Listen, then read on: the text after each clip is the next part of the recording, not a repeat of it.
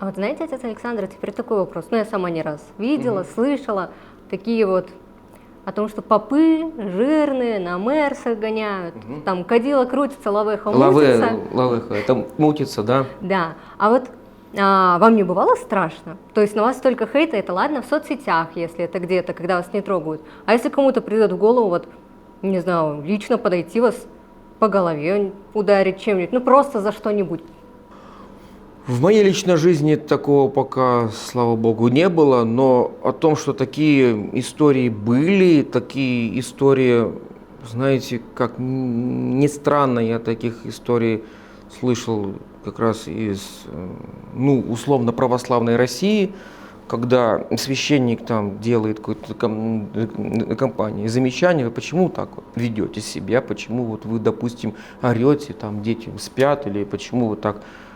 Убийства были, это действительно факт, но если как бы мы, можно сказать, по-евангельски перестанем быть, он апостолов называл солью земли, вы соль земли.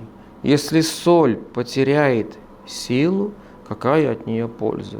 Ее только выкинуть. Конечно, нам до апостолов очень далеко, но нести свой статус священнослужения, оно действительно, знаете, это же не работа, это не то, что я делаю черный халат, вот и все, я на работе снял черный халат, и все, подрясник, я так скажу, да, и все, меня это нет. Есть такая пословица, что священника видно даже в рогожке.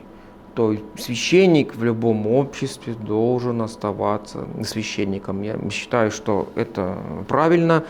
И, ну, а что, знаете, ну, бояться? Ну, бояться мы можем и на машинах ездить, бояться, потому что аварий же много не случается.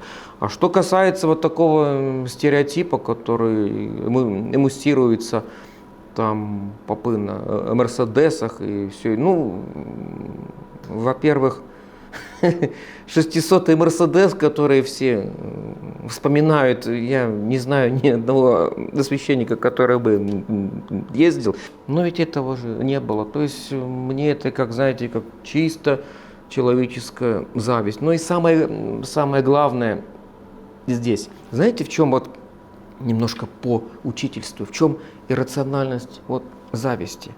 Вот почему зависть в